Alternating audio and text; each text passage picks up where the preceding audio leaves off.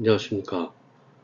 지난 시간에 이어서 이 비즈니스 모델의 정의와 구성에 대해서 여러분들과 이 시간 함께 공부하도록 하겠습니다. 여러분들의 교재 69페이지, 교재 69페이지에 보시면 이 비즈니스 모델은 표 3-1에 그 다음에 표 3-2와 같이 이 비즈니스 모델을 포함한 일반적인 비즈니스 모델이 가져가는 구성 요소들을 거의 공통적으로 나열해 놨습니다. 우리가 이제 그 이 비즈니스 모델을 수립할 때 우리가 생각해야 되는 그 특성 비교를 해놨는데요. 우선 전통산업의 비즈니스 모델, 전통산업의 비즈니스 모델은 지금까지 디지털화가 되지 않은 그 아날로그 상태에서의 비즈니스 모델이라고 말씀드릴 수 있고요. 지금 현재는 그 온라인 산업의 이 비즈니스 모델, 즉각적인 문제 및 원인을 발견해서 문제와 원인을 발견하는 것이다. 이렇게 말씀을 드릴 수가 있고요. 문제 해결 방식에는 문제 및 그 성과 확인은 사후에 보고합니다. 일을 처리하고 왜냐하면 일을 처리하기 전에 모든 일을 결제를 맡기 위해서는 많은 시간과 그 다음에 일에 대한 효율과 능률이 오르지 않기 때문에 보통 일을 처리하고 사후에 보고하는 형식이죠. 그 다음에 즉각적인 그 실시간으로 언제 어디서라도 이것을 맡을 수가 있기 때문에 결제를 맡을 수가 있기 때문에 즉각적인 실시간으로 인해서 그 원인과 문제를 발견할 수 있다.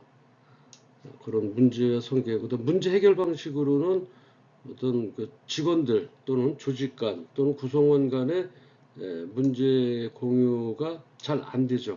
왜냐하면 오프라인 상태에서는 그 서류나 그런 것을 서로 공유하지 않을 때는 상대방이 무엇을 갖고 있는지 알 수가 없다는 얘기죠. 그 구성 간의 그러나 온라인의 그 이 비즈니스 모델에서는 구성 간의 문제를 즉시 공유해서 모든 일을 수월하게 할 수 있다. 아주 쉽게 할 수 있다. 이런 어떤 장점을 가지고 있다. 이렇게 보시면 될 것 같습니다. 그리고 해결 조치가 예를 들어서 어떤 문제가 발생했을 때 그 문제를 해결하는 그 해결 조치가 지연이 된다. 왜냐하면 위 상사의 결재를 통해서 모든 것이 이루어지기 때문에 해결 조치가 늦어질 수밖에 없다. 그래서 해결 조치에 지연이 발생한다. 이렇게 보시면 되고요.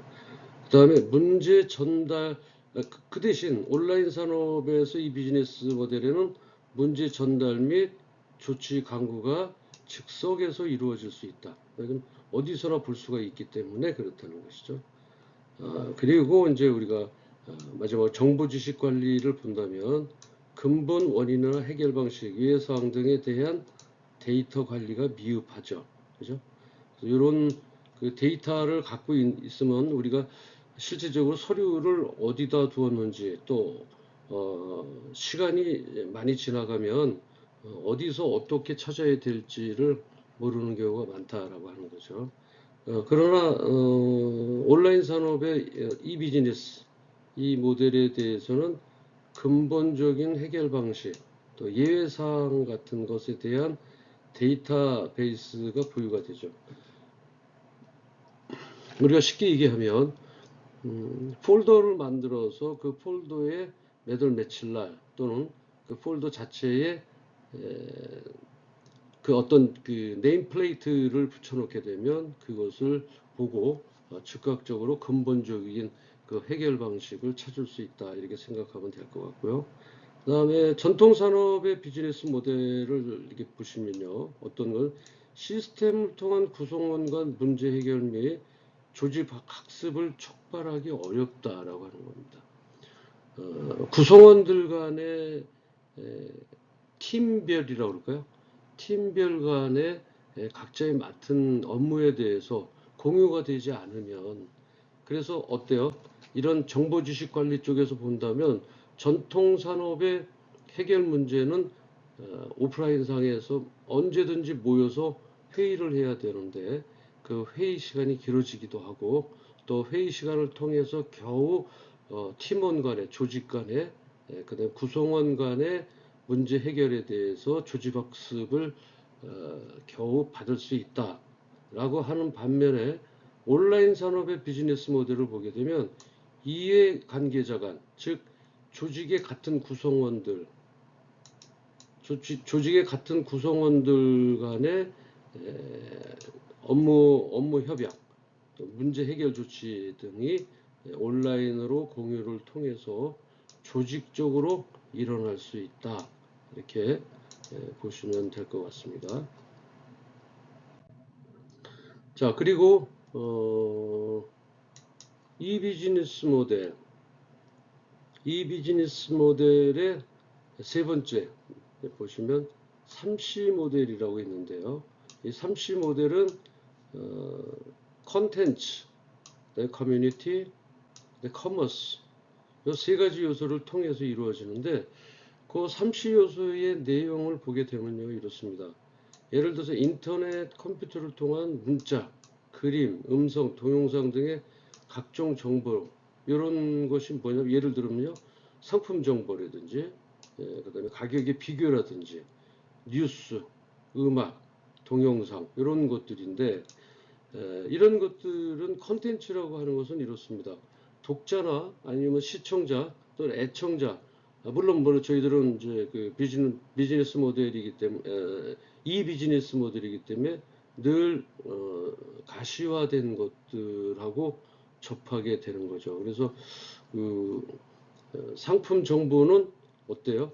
우리한테 유익한 정보가 되는 거죠. 그 다음에 가격 비교도 일일이 우리가 찾아서 할 수 없기 때문에 시청자들 또는 그것을 구하고자 하는 그 어떤 그 유저들, 그 다음에 뉴스, 현재 사회생활이 어떻게 돌아가고 있는지, 뭐 정치, 경제, 문화 이런 쪽으로도 별도로 제공하는 뉴스가 있고요. 그리고 음악, 그 다음에 동영상이 있죠. 이런 것들은 실제적으로는 우리가 하는 것에 직접적인 연관은 없지만 이것을 통해서 우리가 하고자 하는 그 본질을 찾아 들어올 수 있다라고 하는 것입니다.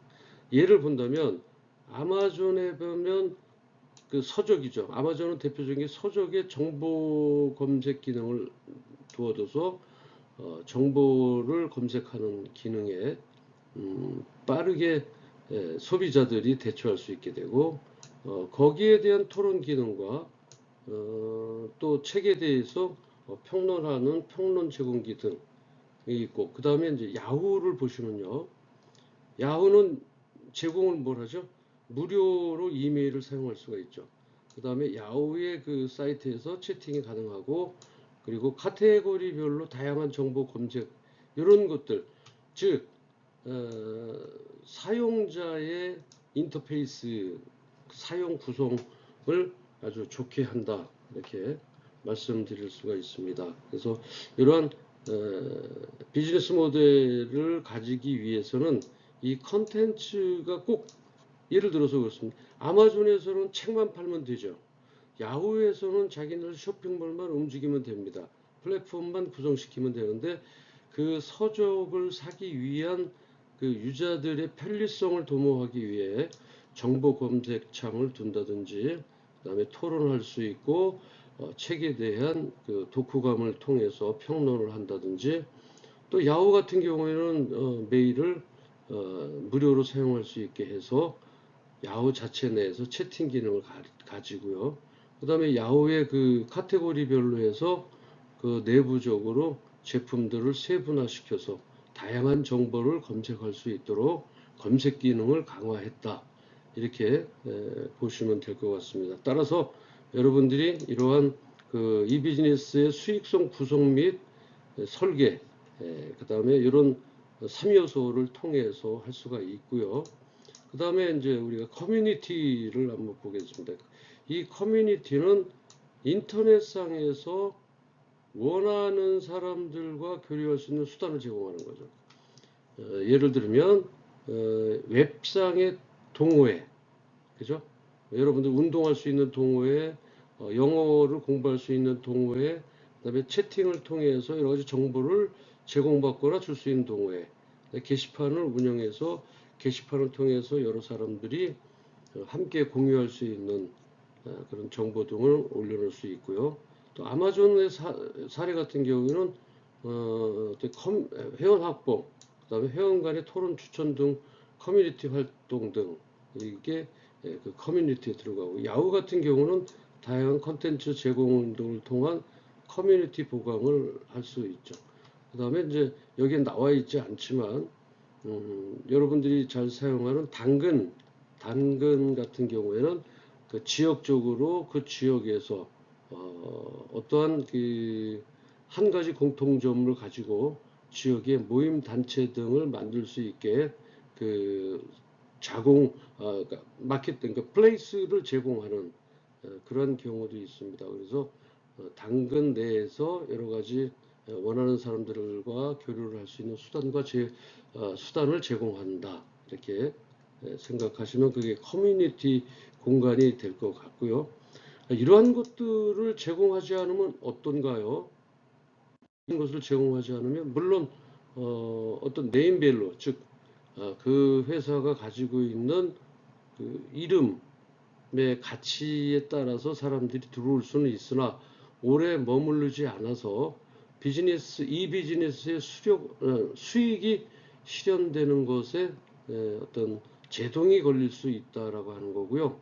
그렇게 된다면 다른 곳에서 진입했을 때 경쟁 회사나 라이벌 즉 그런 회사에서 대체 회사에서 진입하기가 라이벌로서 되게 쉽다 이렇게 느낄 수가 있죠. 어떤 제품을 홍보 마케팅하고 그 비즈니스 모델로 잡았을 때는 일단 그 제품이 똑같은 제품으로 만들기 위해서 어떤 그 진입 장벽이 좀 높아야 된다라고 하는 거죠.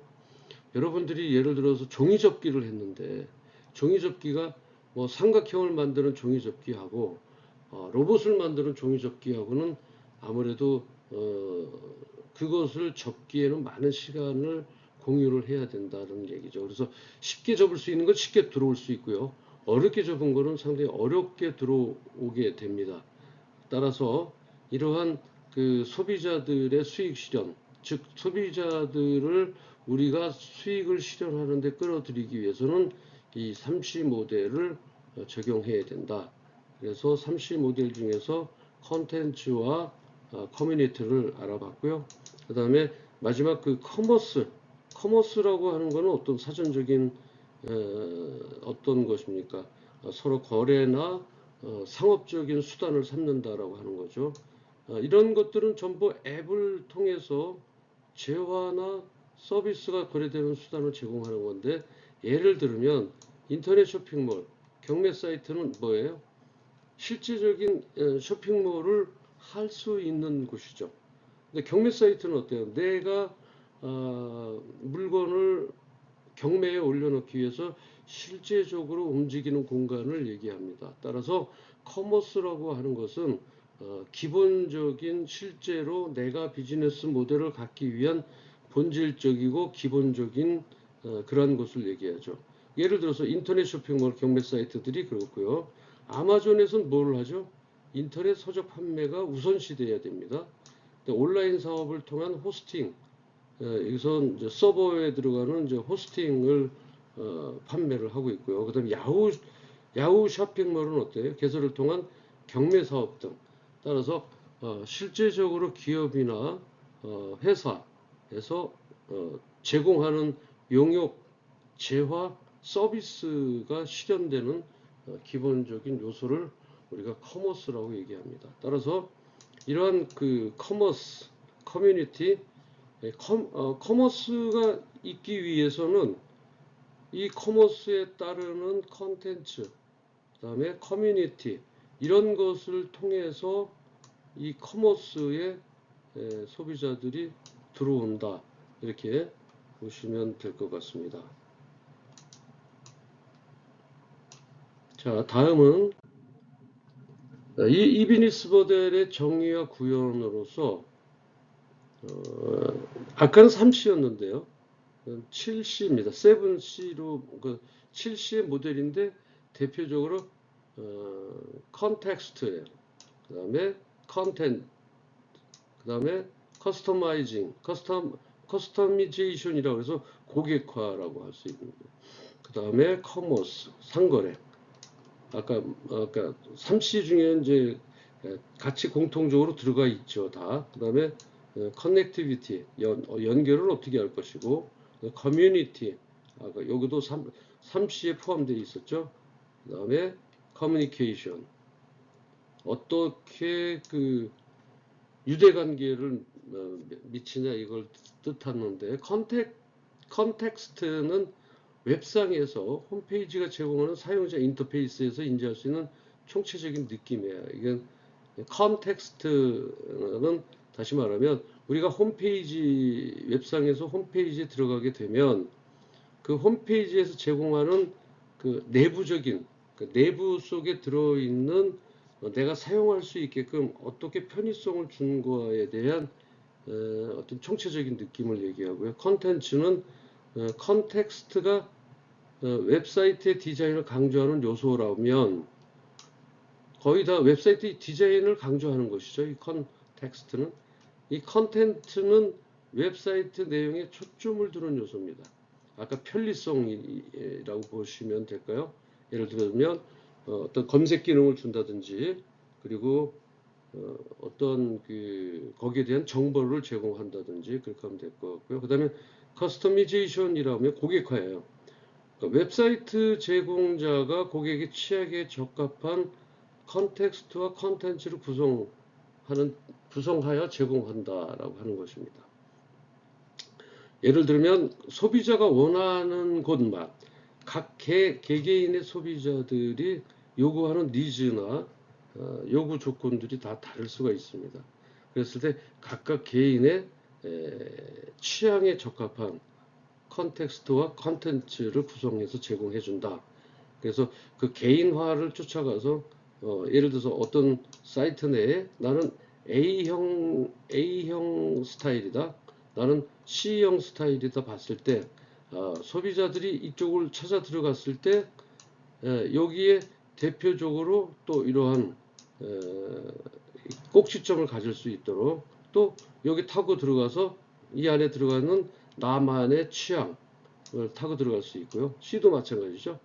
어떤 C라는 또 소비자가 A와 C가 다를 수 있기 때문에 나는 A보다는 C 타입이야 해서 이렇게 찾아 들어갈 수 있는, 그래서 이거를 우리가 고객화다 이렇게 해서 고객 한 사람 한 사람의 것을 그 취향을 알려준다 이렇게 여러분들이 생각하면 될 거고요. 아까 말씀드렸던 커머스는 실제적으로 그 사이트가 어떤 구성 요소를 가질 것인지 구매 또는 판매를 통해 이루어지는 직접 거래에 참여하는 거예요. 아까 예를 들었던 것이죠. 아마존 같은 경우는 주 목적이 뭐죠? 책을 파는 것입니다.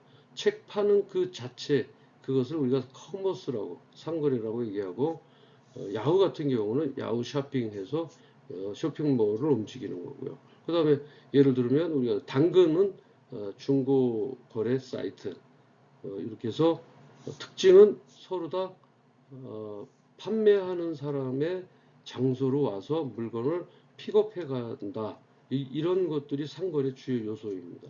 그 다음에 커넥티비티라고 했는데요. 연결은 사용자의 인터넷 접속을 통한 연결뿐 아니라 접속한 웹사이트는 여러 이유와 목적으로 다른 웹사이트와 연결한다. 사용자의 인터넷 접속을 통한 연결뿐만이 아니라 접속한 웹사이트는 여러 이유와 목적으로 다른 곳으로도 연결이 가능하게 했다. 그래서 이런 커넥티비티에 주안점을 둬야 된다. 그래서 그 커넥티비티의 중요성을 얘기했고요. 근데 커뮤니티는 아까 말씀드렸듯이 관심, 인터레스트, 그 다음에 트랜잭션, 거래가 나타나게 됩니다. 유대관계, 릴레이션십, 이런 커뮤니티, 즉 이 커뮤니티의 공통점들을 우리가 대표로 본다면 지역 간의 가까운 사람들의 모임, 취미를 가진 사람들의 같은 취미를 가진 사람들의 또 모임, 여러 가지 모임이 있겠죠, 그죠? 그런 이제 커뮤니티로 가고, 근데 커뮤니케이션, 사이트를 통한 가입자 간 커뮤니케이션 또는 가입자 간 직접 커뮤니케이션이 있는데, 요거는 서로 소통하는 장을 얘기한다 이렇게 말씀하시면 됩니다. 서로 어떤 주제를 가지고 또는 어떠한 가입자 간에 서로 정보를 교환하는, 그래서 이런 커뮤니케이션까지 합쳐서 전부 7가지의 그 내용의 첫 번째 이니셜을 따서 7C 모델이다 이렇게 말씀을 드릴 수가 있습니다.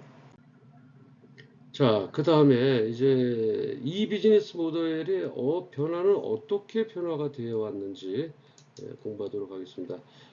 순수 인터넷 모델이라고 해서 퓨 인터넷 모델이라고 했는데 요거의 역사를 한번 보시면 인터넷의 상업적 활용이 시작된 이 비즈니스 초기 1990년대 중반에서 2000년경에는 이 비즈니스 모델이 주로 순수 인터넷 모델의 형태로 활발하게 제시되었습니다. 다시 말하면 이 순수 인터넷 모델은 수학 체증의 법칙이나 네트워크 효과가 이 비즈니스 사업의 주요한 성공 요인이 간주됐다. 자, 이거는 뭐 저희가 전전 시간에도 배웠습니다. 수학 체증의 법칙이라고 한다면 예를 들어서 어떤 거죠? 노부부가 밭을 맸을 때 둘이서 감자를 100개를 수확을 했다. 여러분들 감자를 100개를 노부부예요. 할머니 할아버지라고 볼 수 있겠죠. 100개를 수확했어요. 그러니까 이분들이 다시 2명의 청년, 즉 인원수의 2명의 청년을 고용해서 감자를 수확한다면 이 노부부가 캤던 100개를 통해서 이 두 사람의 아르바이트를 하든 고용을 했을 때 두 사람이 해서 몇 개가 나온다고요? 수학 체증의 법칙은 100개가 아니라 200개에도 나올 수 있고 300개에도 나올 수가 있다. 다시 얘기한다면 최소한 100개보다는 더 많이 나올 수 있다. 그래서 이거를 우리가 수학 체증의 법칙이다. 이렇게 얘기를 했어요. 그 다음에 수학 체감의 법칙은 요거와 반대되는 개념입니다. 예를 들면 내가 5시간씩 5일을 공부해서 시험을 봤는데 45점을 맞았어요. 그렇다면 내가 다시 5시간이 아니라 10시간을 공부해서 10시간을 10일간 공부하면 45점에서 95점이 나올까요? 실제적으로 90점이 2배로 투자했기 때문에 2배의 효과가 나오나요? 나올 수 없다라고 하는 거죠. 이것을 수학 체감의 법칙이라고 하는데 이거는 어떤 평균이나 데이터에 의한 것이기 때문에 이것이 뭐 된다 안 된다를 떠나서 되는 사람도 있겠죠. 그렇지만 이것을 결론적으로 얘기를 뒀을 때 데이터상으로 됐을 때 수학 체감의 법칙이다 이렇게 이제 간주를 했던 것이죠. 그리고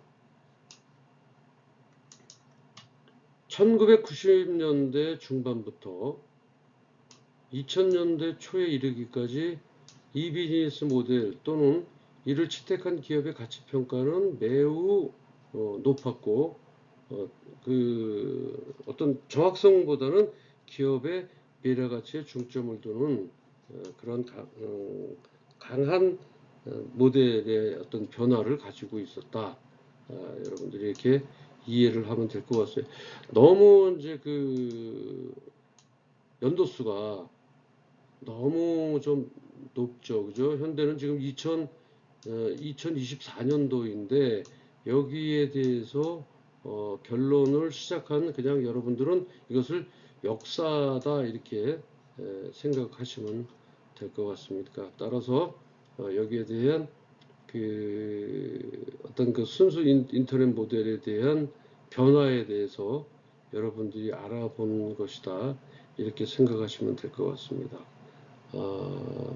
다음 시간에는 또 교재를 통해서 비즈니스 모델의 변화 두 번째 시간에 뵙도록 하겠습니다.